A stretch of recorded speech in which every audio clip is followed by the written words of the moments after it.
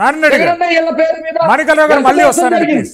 Yes Narayana గారు, ఈరోజు ఆంధ్రప్రదేశ్ రాష్ట్రంలో సుమారు 600 మంది అంగన్వాడీ వర్కర్లను ప్రభుత్వం అక్రమంగా అరెస్ట్ చేసింది.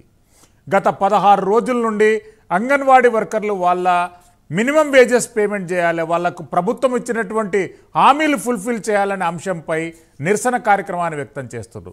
ఈ అరెస్టుపై అధికార పార్టీ ఎట్లా స్పందిస్తుందండి? ఒకటి శ్రీశైలం అన్న, వైఎస్ఆర్ కాంగ్రెస్ పార్టీ అధికారంలోకి వచ్చిన తర్వాతే అంగన్వాడీ టీచర్స్, అంగన్వాడీ హెల్పర్స్ యొక్క శాలరీని పెంచడం, వారు ఆత్మగౌరవంతో బతికేలాగా. ఒకప్పుడు తెలుగుదేశం ప్రభుత్వం అంటే బ్లాంకెట్ స్టేట్మెంట్ వద్దండి, మీరు ఏమైనా క్లారిటీగా చెప్తారా? ఎంత పెంచారు, ఎంత పెంచుతా అని చెప్పారు? నేను ఖచ్చితంగా మేము పెంచుదామన్నది అంత పెంచాం. ఎందుకంటే అంగన్వాడీ టీచర్స్ ఒకవేళ మేము పెంచకపోయినట్లయితే ఎన్నికలకు ముందుకెళ్ళినప్పుడే ఎందుకంటే స్టంట్, ఎన్నికలు ముందుకెళ్ళినప్పుడు ఎందుకు ఈ స్టంట్? అంటే రాజకీయ పార్టీల నాయకులు ఇప్పుడే పలుకుతారు, ఎప్పుడు పలకరు. 5 సంవత్సరాలు ఎవరికి అందుబాటులో ఉండరు. తెలియంది ఏముందన్నా, కాదు పలికేదే ఇప్పుడు. మనకు తెలియంది ఏముందన్నా, ఎన్నికలకు వెళ్ళడానికి 2 నెలల ముందు గొంతు అమ్మ కోరికలు అందరికీ గుర్తుకొస్తాయి. ఎందుకంటే పొలిటికల్ లీడర్లు ఈ 2 నెలలే వాళ్ళకి దొరుకుతారని వాళ్ళ నమ్మకం. అది ఈ పార్టీ అని, వైఎస్ఆర్ కాంగ్రెస్ పార్టీ అని కాదు, బీజేపీ అని కాదు, తెలుగుదేశం అని కాదు. ఒకటి పార్టీ వచ్చిన వెంటనే ఆశా వర్కర్లకి 3000 శాలరీ, 3000 శాలరీతో పనిచేసేవారు. అంటే రోజుకి 100 రూపాయలు కూలి, రోజుకి 100 రూపాయలు. అలాంటిది ఆశా వర్కర్స్కి గవర్నమెంట్ వచ్చిన వెంటనే గౌరవ ముఖ్యమంత్రి గారు వాళ్ళు అడగకుండానే 10,000 రూపాయలు చేశారు. అంగన్వాడీ టీచర్స్కి 11,000 దాటి చేశారు. హెల్పర్స్కి 7,500 రూపాయలు చేశారు. ఇవి వైఎస్ఆర్ కాంగ్రెస్ పార్టీ వచ్చిన తర్వాత పెంచిన వేతనాలు. ఇందాక అన్న మాణిక్యాలరావు అన్న మాట్లాడుతూ అంటూ ఉన్నారు, అసలు తెలుగుదేశం ప్రభుత్వం 2014 నుంచి 2019 వరకు ఏం చేసింది ఆంధ్ర రాష్ట్రానికి? ఏమి చేసింది? 2,70,000 కోట్ల రూపాయలు డీబీటీ ద్వారా పారదర్శకంగా ప్రతి ఇంటికి ఇచ్చాం. ఈ డబ్బంతా ఏమైపోయింది తెలుగుదేశం ప్రభుత్వంలో? పరోక్షంగా 1,50,000 కోట్ల రూపాయలు డైరెక్ట్ గా సంక్షేమ పథకాలు, ఆరోగ్యశ్రీ అయితేనో, నాడు నేడు అయితేనో డైరెక్ట్ గా ఖర్చు పెట్టాం. ప్లీజ్ యూ కెన్ రెస్పాండ్ అండి, యూ కెన్ రెస్పాండ్ మాణిక్యాలరావు గారు.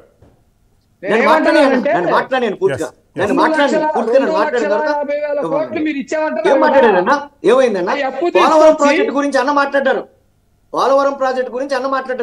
అలా పోలవరం ప్రాజెక్టు జాతీయ ప్రాజెక్టు మేము కడతాం మొర్రు అని బీజేపీ వాళ్ళు గోలెడితే ఎందుకన్నా వీళ్ళకి ఉట్టికి ఎగరలేరు అమ్మ స్వర్గానికి ఎగిరినట్టు వీళ్ళకి ఎందుకు? ఈ రోజు పోలవరం ప్రాజెక్టు తెలుగుదేశం పార్టీ అలాగే 2014లో ప్రత్యేక హోదా ఇస్తామని బీజేపీ, కాంగ్రెస్ ఇద్దరు కూడా పార్లమెంట్ లో చెప్తే ప్రత్యేక హోదాను తాకట్టు పెట్టింది ఎవరు? తెలుగుదేశం పార్టీ కదా. పోలవరం ప్రాజెక్ట్ ని సర్వనాశింది ఎవరు? పోలవరం ప్రాజెక్ట్ కదా. తెలుగుదేశం పార్టీ కదా. 2014 నుంచి 2019 వరకు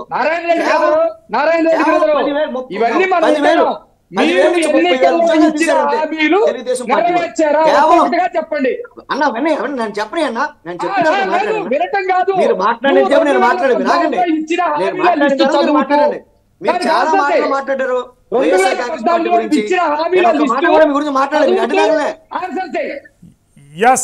మాణిక్యాలరావు గారు please let him speak please. చెప్పాలి కదా.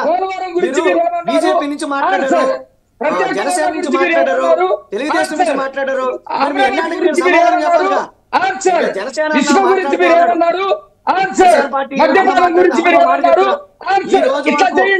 ఏదైతే జనసేన నాయకుడు ఉన్నాడో ఆ నాయకుడు ఏ నియోజకవర్గం నుంచి నిలబడతాడో కూడా ఆ నాయకుడికే తెలియదు, ఆ పార్టీ అధ్యక్షుడికి తెలియదు, జనసేన పార్టీ పరిస్థితి అలా ఉంది. సో కాబట్టి మనం విమర్శ చేసేటప్పుడు శాస్త్రీయమైన విమర్శ చేయాలి. ఆరోగ్యశ్రీ ఉంది, కోవిడ్ లాంటి మహమ్మారి ఈ రోజున ఆంధ్రప్రదేశ్ కాదు ప్రపంచం అంతా వచ్చింది. ఏ రాష్ట్రంలో కూడా ఆంధ్రప్రదేశ్లో జరిగినట్టు సంక్షేమ ఫలాల అభివృద్ధి ఏ రాష్ట్రంలో కూడా జరగలే.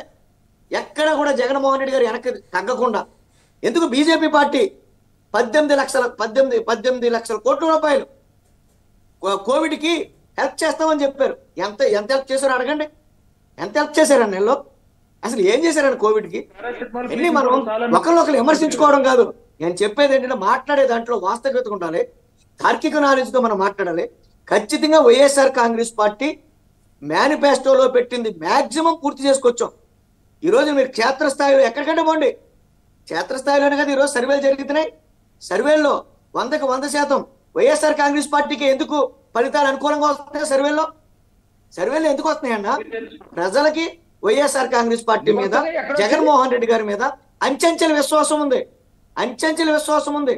మేము ఆరోగ్యశ్రీని రాజశేఖర గారు ప్రవేశపెడితే దాన్ని పూర్తిగా అమలు చేస్తున్నది జగన్మోహన్ రెడ్డి గారు. ఫీజు రింబర్స్మెంట్ 2014 నుంచి 2019 వరకు తెలుగుదేశం ప్రభుత్వంలో చంద్రబాబు నాయుడు గారు ఏం చేశారండి? దాన్ని అటకెక్కించాడు.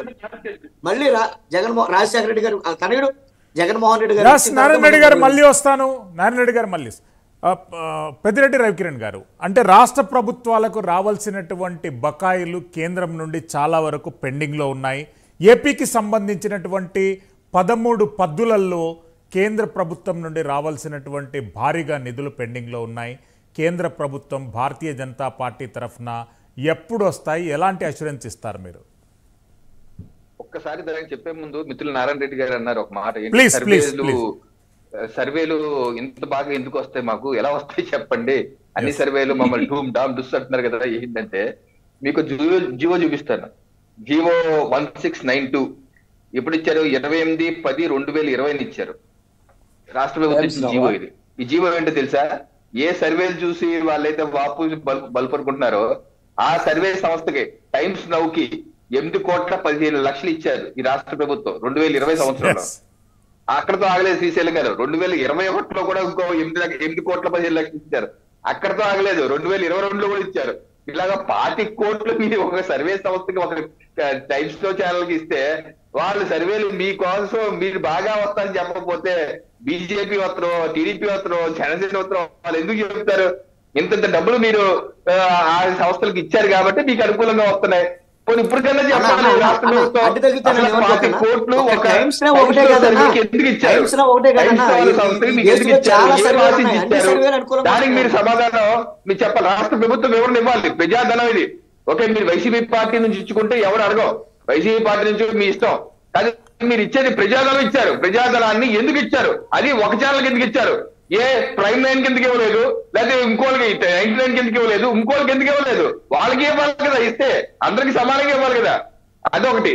2, మీరు అడిగిన ప్రశ్న, అసలు 2014 నుంచి ఇప్పటి వరకు కేంద్ర ప్రభుత్వం ద్వారా రాష్ట్రానికి ఇస్తున్న గ్రాంట్లు మీరు ఒకసారి పార్లమెంట్ లో ఇచ్చిన లెక్కలు చూస్తారంటే నిర్ఘాంతపోతారు. అయితే ఈ ఆర్థిక సంవత్సరంలోనే ఒకే ఒక పద్దులో 18,000 కోట్లు ఇది గ్రాంట్ రూపంలో, 18,000 కోట్లు గ్రాంట్ రూపంలోనే ఒక పద్దులోనే ఇవ్వడం జరిగింది. సుమారుగా గ్రాంట్లు కావచ్చు, కేంద్ర ప్రభుత్వం 15 ఆర్థిక సంఘం నుంచి నిధులు కావచ్చు, లేకపోతే వివిధ సెంట్రల్ ఎయిడ్ ప్రాజెక్ట్స్ కావచ్చు, దానికి సంబంధించి సుమారుగా 1,00,000 కోట్లు ప్రతి సంవత్సరం 1,00,000 కోట్ల రూపాయలు రాష్ట్ర ప్రభుత్వం. నా దగ్గర పూర్తి గణాంకాలు ఉన్నాయి, మీరు కావాలి ఇంకో డిబేట్ పెట్టండి, తీసుకొస్తాను. ఎప్పుడు లేని విధంగా కేంద్రం, ఎందుకంటే ఆదాయం పెంచారు సార్. ప్రధానమంత్రి నరేంద్ర మోడీ గారు వచ్చాక దేశం ఆదాయ వ్యవస్థని అన్ని రాష్ట్రాల సహకారంతో పెంచడం జరిగింది. పెంచారు కాబట్టి పంచుతున్నారు. గతంలో 32% నిధులు డివల్యూషన్ పడుతుంది. మోడీ గారు వచ్చాక దాన్ని 42 పెంచారు. ఒకేసారి 10% భారతదేశ స్వతంత్ర భారతదేశ చరిత్రలో ఎప్పుడు రాలేదు. అయితే ఇక కొసమెరుపు ఏంటంటే, ఏదైతే కేంద్ర ప్రభుత్వం ఇస్తున్న నిధుల్ని రాష్ట్ర ప్రభుత్వం డైవర్ట్ చేయాల్సింది శ్రీశైలం గారు. ఇది ఒక మేజర్ సమస్య. ఉదాహరణకి పంచాయతీలు ఉన్నాయనుకోండి, పంచాయతీలకి 15 ఆర్థిక సంఘం గారు 14 ఆర్థిక సంఘం కావచ్చు నేరుగా పంచాయతీ ఖాతాలో డబ్బులు వేస్తుంది. ఎందుకు? ఆ పంచాయతీ యొక్క అభివృద్ధి కోసం, మౌలిక వసతుల కల్పన కోసం. రాష్ట్ర ప్రభుత్వం ఇవ్వట్లేదు, 1 రూపాయి ఇవ్వదు. కేంద్రం ఇచ్చే డబ్బులు కూడా డైవర్ట్ చేస్తుంది. డైవర్ట్ చేసి కరెంటు బిల్లులని ఏదో జమ చేసుకుంటుంది. ఇవన్నీ ఫిర్యాదులు రాష్ట్ర ప్రభుత్వం, మా రాష్ట్ర అధ్యక్షుడు పురంధేశ్వరి గారు కావచ్చు, లేకపోతే మిగతా ప్రతిపక్ష పార్టీ అందరూ ఫిర్యాదు చేశారు. ఇది గైడ్ లైన్స్ కి విరుద్ధం. అందుకని ఆ డబ్బులు ఆపారు. మీరు ముందు ఇచ్చిన దానికి సరైన లెక్క చెప్పండి. అలాగే ఇవ్వబోయే డబ్బుకి ఏ రకంగా మీరు వాళ్ళకి పంచాయతీ అధ్యక్షులు ఏదైతే మీరు ప్రజలు అనుకున్నారో ఆ పంచాయతీ డబ్బులు ఇస్తారా ఎవరా, లేదా మీరు డైవర్ట్ చేస్తారా, దీనికి సంజాయించి చెప్పమని చెప్పి అడిగారు. అలా 2-3 అంశాల్లో డైవర్ట్ చేసిన డబ్బుల మీద నిలదీసి మీరు సంజాయించి చెప్పండి, అలాగే భవిష్యత్తు ఏ రకంగా చేస్తారని అడగడం జరిగింది. దానికి ఇప్పుడు వరకు రాష్ట్ర ప్రభుత్వం సరైన సంజాయించి ఇవ్వలేదని మాకు మన పార్లమెంట్ లో చెప్పారు. సరైన సంజాయించి ఇవ్వలేదు, అది రాగానే మేము విడుదల చేస్తామన్నారు. అలా కొంత 4-5 వేల కోట్లు ఆగుంటే తప్పితే కేంద్ర ప్రభుత్వం అయితే ఎప్పుడు ముబ్బడిగా అయితే నిధులు విషయంలో ఏ రాష్ట్రానికి, ఈ రాష్ట్రమే కాదు, కేరళ రాష్ట్రం కావచ్చు, వెస్ట్ బెంగాల్ రాష్ట్రం, ఏ రాష్ట్రానికి వివక్ష లేకుండా నిధులు అయితే ఇస్తున్నారు. ఎందుకంటే టీమ్ ఇండియా స్పిరిట్. దేశం మొత్తం అభివృద్ధి చెందాలంటే రాష్ట్రాలన్నీ అభివృద్ధి చెందాలి. కేవలం ఒక రాష్ట్రం, రెండు రాష్ట్రాలు, ఒక చేయి బాగాలేదు, రెండు చేయి బాగాలేదు, ఒక కాలు బాగాలేదు అంటే అంగవైకులుగా అంటారు. సో అలాంటి భావన Yes, రవికిరణ్ గారు మళ్ళీ వస్తాను. సబ్కా వికాస్ సబ్కా ప్రయాస్. బాబు సింగ్రి గారు, పవన్ కళ్యాణ్ గారి ఉభయ